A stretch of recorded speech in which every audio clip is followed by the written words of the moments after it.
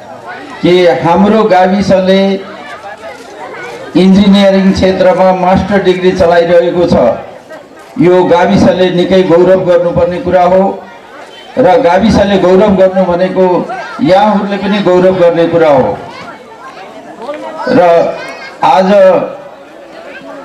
जुन उद्देश्यले यस क्लबको स्थापना भएको र यसले गरेको कार्यको जानकारी पाउँदा मलाई निकै खुसी लाग्यो र मैले यो क्लबको हाम्रो અહીં गाविस सचिव सरले ठिकै भन्नुभएको थियो कि केवल बोर्ड झुन्ड्याउनको लागि क्लब हो भने त्यस्ता क्लबहरू हामीहरूलाई चाहिँदैन भन्ने कुरा गर्नुभएको थियो।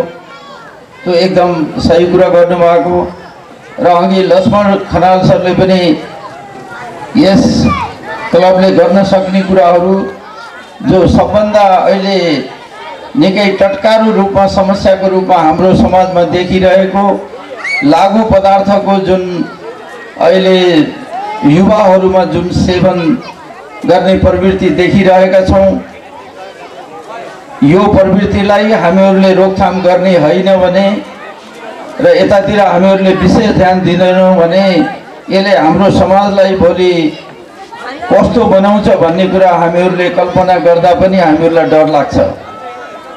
हो, हाम्रो समाज अहिले परिवर्तनको मोडमा छ र यस्तो परिवर्तनको मोडमा हामी निकै चौकन्नो हुनु पनि पर्छ र हामीहरूले पाश्चात्य संस्कृति अथवा शिक्षा हासिल गर्दा गर्दै पनि हामीहरूले आफ्नो जुन मौलिक कुरा हो त्यो कुरालाई गुमाउनु हुँदैन। त्यो कुरालाई हामीहरूले सुरक्षित राख्नुपर्छ भविष्यको सन्ततिको लागि। यदि हामीहरूले त्यस्तो गर्न सकेनौँ भने भविष्यको सन्ततिले हामीहरूलाई नै दोषी ठान्नेछन्। र मैले के भन्न चाहन्छु भने यस क्लबलाई हो स्वास्थ्य मानिसको सबभन्दा महत्त्वपूर्ण कुरा हो भनिन्छ। Only a healthy body can have a healthy mind. एउटा स्वस्थ शरीरमा नै एउटा स्वस्थ मस्तिष्क बस्न सक्छ र हुन सक्छ। त्यसले गर्दा स्वास्थ्य सबैभन्दा महत्त्वपूर्ण कुरा हो र त्यो क्षेत्रको लागि स्वास्थ्यको लागि अङ्ग्रेजीमा भन्ने गरिन्छ च्यारिटी बिगिन्स एट होम भनेर। त्यो भन्नको अर्थ के हो भने कुनै पनि राम्रो काम आफूबाट सुरु गरौँ। अरूले के गरेको छ भनेर हेर्ने होइन, अरू गाविसले के गरेको छ भनेर हेर्ने होइन। र कहिलेकाहीँ हामीहरूलाई के लाग्छ भने होइन यत्रो विकृति छ, जताततै तहस नहस छ, म एउटाले मात्रै सकारात्मक सोच राखेर मैले मात्रै त्यस्तो गरेर के परिवर्तन आउला र के होला र भन्ने पनि हामीहरूलाई हुन्छ। कहिलेकाहीँ हामीहरू हताश भएको अवस्था पनि आउँछ। तर त्यो जुन सोच हो त्यो एकजना व्यक्तिको संसारमा तपाईँहरूले हेर्नुभयो भने अहिलेसम्म परिवर्तन ल्याउने जति पनि सोच छन् त्यो एउटा व्यक्तिको दृढताले गर्दा भएको पनि थुप्रै उदाहरणहरू छन्। त्यसको लागि मलाई लाग्छ हामी धेरै टाढा जानु पर्दैन, त्यस्तो उदाहरण हाम्रै देशमा छ। त्यसकारण म यो क्लबको हाम्रो पदाधिकारीज्यूहरूलाई विशेष गरेर म के भन्न चाहन्छु भने समाजमा एउटा हामीहरूलाई अलिकति वैज्ञानिक सोचको खाँचो छ, अलिकति उदारताको अलि कमी छ हाम्रो समाजमा। हामी अझै पनि अलिकति उदार भएर सोच्न सक्दैनौँ। अझै पनि हामी बडा साउरो घेरामा छौँ। त्यो घेरा विभिन्न पोलिटिकल पार्टिजले पनि क्रिएट गरिदिएका छन्, विभिन्न अरू कारणले पनि होला। हाम्रो आफ्नै समाजको हामीले विगत हेर्ने हो भने हाम्रो समाजमा आफैमा पनि जाति भेद भन्ने विभिन्न कुराहरू भएको भएर पनि होला। अब त्यो सबै कुराबाट हामी उब्रेर अब 21औं शताब्दीको नेपाली समाज कस्तो हुने भन्ने कुरातिर अलिकति होमवर्क गर्ने अनि त्यो गरेर विभिन्न एजको व्यक्तिहरूमा एउटा काउन्सिलिङ गर्ने एउटा जमर्को गर्ने हो भने मलाई लाग्छ भाइहरूले पक्कै पनि यो करैया गाविसलाई एउटा हामीहरूले यो कुरामा हामीले यसलाई नमुना गाविस बनाउने भनेर अठोट गर्ने हो भने यो एरिना सांस्कृतिक क्लबले गर्न सक्ने मैले महसुस गरेको छु र त्यस्तो काउन्सिलिङको कुरामा र त्यस्तो कुरामा मबाट केही सहयोग आवश्यक छ भने त्यो सम्पूर्ण सहयोग पनि गर्ने प्रतिबद्धता व्यक्त गर्दै यस क्लबको उत्तरोत्तर प्रगतिको कामना गर्दै बिदा हुन्छु। धन्यवाद। आफ्नो अत्यन्तै ज्ञानवर्धक आफ्ना अनुभवहरू, आफ्ना लक्ष्यहरू, आफ्ना सोचहरू हामीहरू समक्ष प्रस्तुत गर्नुभएको छ र कार्यक्रम औपचारिक रूपले यस औपचारिक कार्यक्रमको अन्त्य गरिदिनुको लागि र आफ्ना केही शब्दहरू र आफ्ना विचारहरू र कार्यक्रमप्रतिको आफ्नो प्रतिक्रिया राखिदिनुको लागि यसै कार्यक्रमका सभापति क्लबका अध्यक्ष आशिष सुवेदीजी हो। धन्यवाद सुमन भाइ। यस एर्ना हेल्थ क्लबद्वारा आयोजित एर्ना सांस्कृतिक समारोहलाई अझै गरिमामय, अझै शोभा बढाइदिन पाल्नुभएका हाम्रा आदरणीय गुरु डाक्टर किरण पाण्डे सर, त्यसै गरिकन यस करेला गाविसका सचिवज्यू र मञ्चमा आमन्त्रित अतिथिगणहरू र यस समारोहमा पाल्नुभएका सम्पूर्ण आमा बुवा तथा दिदीबहिनीहरू, म तपाईँहरू समक्ष अलिकति क्षमा याचना पनि गर्न चाहन्छु कि हाम्रो यस समारोह दिउँसो लगभग 1 बजे र थुप्रै किसिमका अवसरहरू पनि हाम्रो सामु रहिआएको थियो।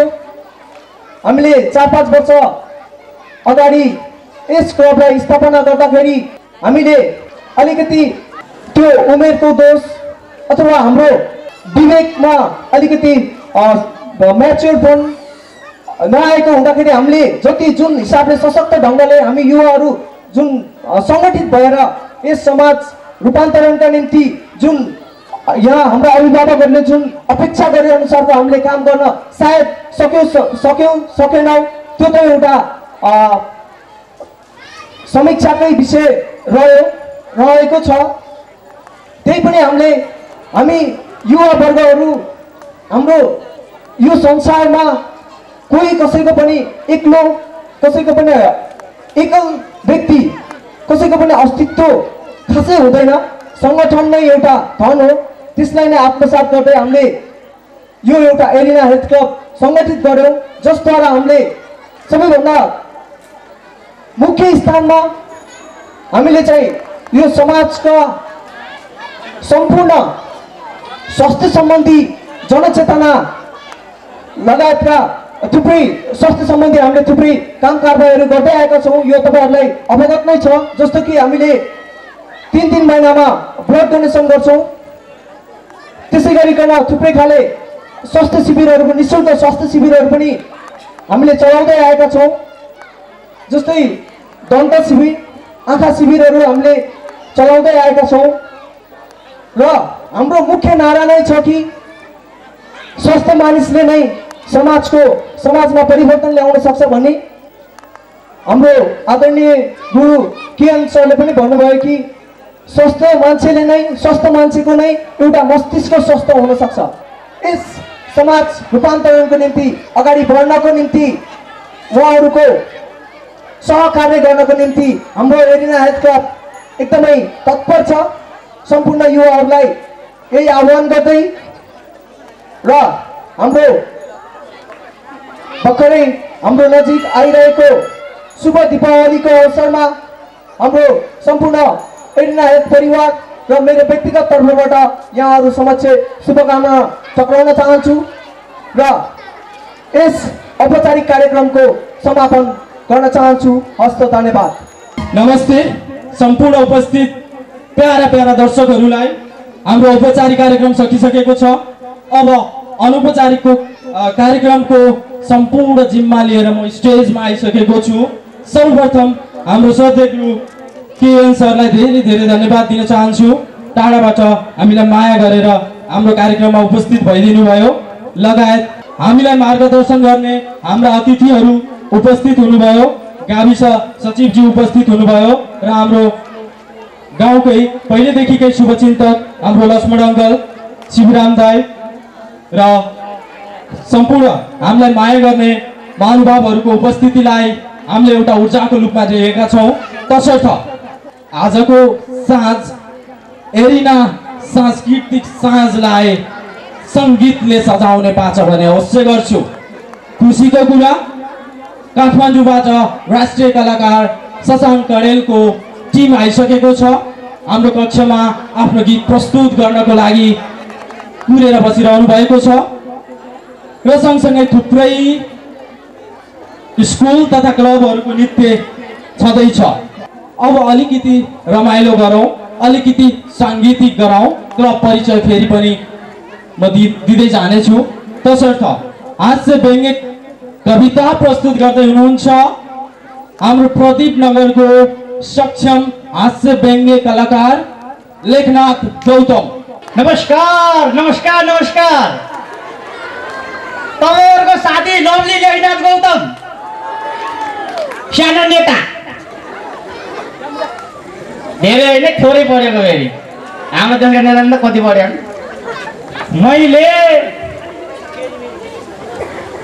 हाम्रा विद्यार्थीहरूलाई मध्यनजर राखेर एउटा सानो कविता कोरेको छु। मलाई विश्वास छ ध्यान दिएर सुन्नुहुनेछ, तर त्यस्तो चाहिँ गर्नुहुने छैन है फेरि। ल सुन्नुहोस् है आँखा चिम्म गरेर। अब मेरो कविताको शीर्षक छ आजकलका देउला देउली विद्यार्थी। ए प्रभु पढ्ने बेला सुत्छु, ए प्रभु पढ्ने बेला सुत्छु, सुत्ने बेला भर्र मोटरसाइकल लिएर डुल्छु। गाली जति सम्झन्छु त अर्थी जति भुल्छु। चिड चोरेर पास भइहाल्छु, पढ्न के को खाँचो थाहा छ। चिड चोरेर पास भइहाल्छु, पढ्न के को खाँचो। कहिले पाउँला मैले तो दराजको साँचो। दराजबाट पैसा झिकी बजार बजार जान्छु, दराजबाट पैसा झिकी बजार बजार जान्छु। साथीभाइसँग मिली छोइला मोमो खान्छु। को पनि हुन्छ, को पनि हुन्छ। ए दैव, मोमोको स्वाद कस्तो कस्तो भएर पो हो कि। ए मोमोको स्वाद कस्तो कस्तो, छोइलाको स्वाद पिरो। मोमोको स्वाद कस्तो कस्तो, छोइलाको स्वाद पिरो। वरिपरि टन्न तरुनी हिँड्छन्, बिचमा यो गौते हिरो। स्थापना कालमा 2063 सालमा अति नै नृत्यमा अगाडि बढेको नृत्यको विधामा अति नै नाम कमाएको क्लब एरिना हेल्थ क्लबले अहिले नृत्य प्रस्तुत गर्दैछ। तसर्थ ढिलो नगरी एरिना हेल्थ क्लबको प्रस्तुति राष्ट्रिय गीत छ पश्चिम कोही पूर्व घर आँगन तर एउटै हो। जोरदार तालीले स्वागत गरौँ कलाकारहरूलाई। रमेश पौडेल, बरुड चालिसे, श्याम चौधरी, रमा घिमिरे, सङ्गीता पौडेल र दीपिका पौडेल।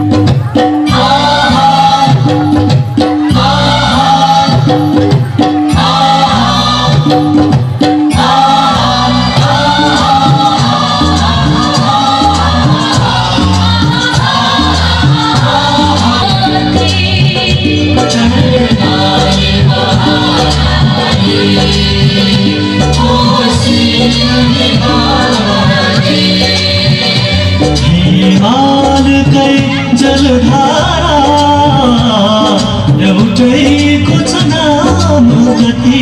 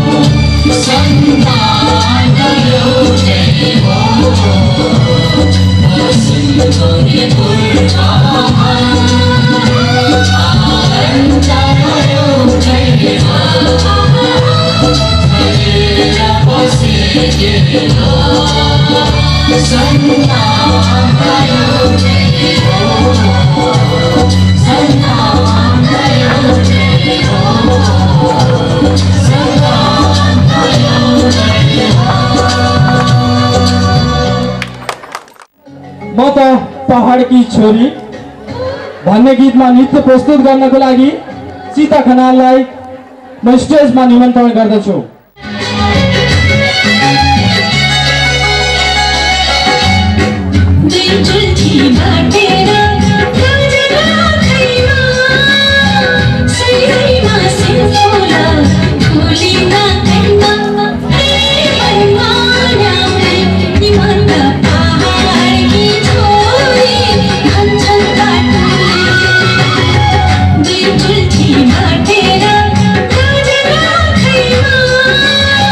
Say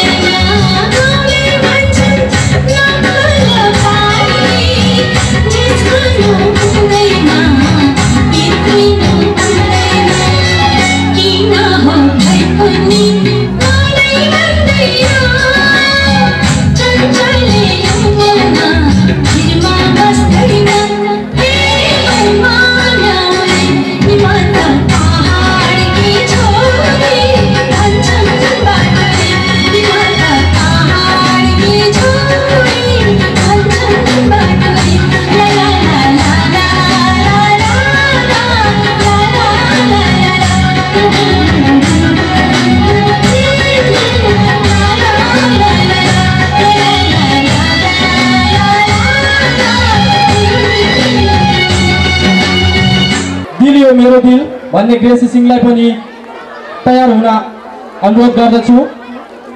र एउटा खुसीको खबर छ, जोरदार जोरदार भएन, पुगेन 5000 हो। सिंपल सिंपल कान्छी टिम्पल गर्ने काला मन पर मलाई मन पर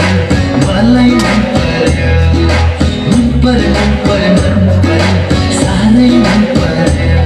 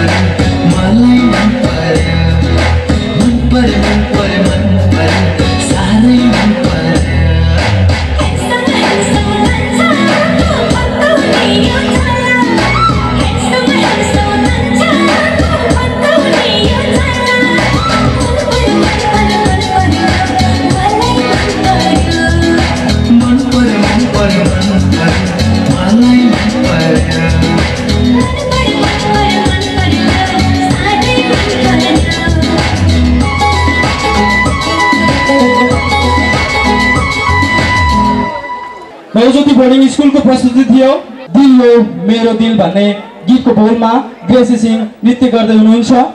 एक कक्षामा पढ्ने सानी बहिनी ग्रेसी सिंहलाई